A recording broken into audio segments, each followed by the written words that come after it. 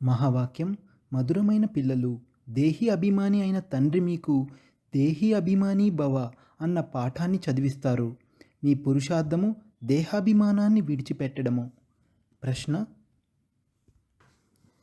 దేహాభిమానులుగా అవ్వడం వలన మొట్టమొదటగా ఏ రోగం ఉత్పన్నమవుతుంది? జవాబు: నామరూపాల రోగము. ఈ రోగమే వికారులుగా చేస్తుంది. అందుకే తండ్రి అంటారు, ఆత్మాభిమానులుగా ఉండే అభ్యాసము చేయండి. ఈ శరీరము పట్ల మీకు మోహం ఉండకూడదు. దేహము పట్ల మోహమును వదిలి ఒక్క తండ్రిని స్మృతి చేసినట్లయితే పావనంగా అవుతారు. తండ్రి మీకు జీవన బంధనం నుండి జీవనముక్తులుగా అయ్యేందుకు యుక్తిని తెలియజేస్తారు. ఇదే చదువు.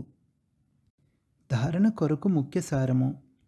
మొదటి పాయింట్: సతోప్రధానంగా అయ్యేందుకు ఒక్క తండ్రిని తప్ప ఇంకెవ్వరినీ స్మృతి చేయకూడదు. దేహి అభిమానులుగా అయ్యే అభ్యాసం చేయాలి.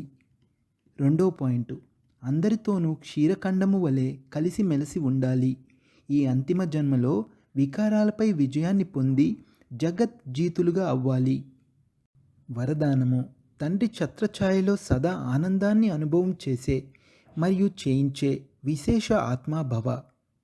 ఎక్కడైతే తండ్రి ఛత్రఛాయ ఉంటుందో అక్కడ సదా మాయ నుండి సురక్షితంగా ఉంటారు. ఛత్రఛాయ లోపలికి మాయ రాలేదు. శ్రమ నుండి స్వతహాగానే దూరమైపోతారు. ఆనందంలో ఉంటారు. ఎందుకంటే శ్రమ ఆనందాన్ని అనుభవం చేయనివ్వదు. ఛత్రఛాయలో ఉండే ఇటువంటి విశేష ఆత్మలు ఉన్నతమైన చదువును చదువుతూ కూడా ఆనందంలో ఉంటారు.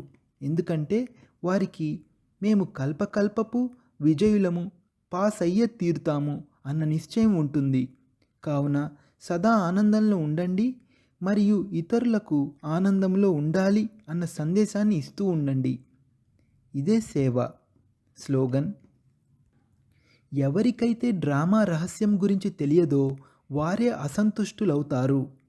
ఎవరికైతే డ్రామా రహస్యం గురించి తెలియదో వారే అసంతుష్టులవుతారు. ఓం శాంతి.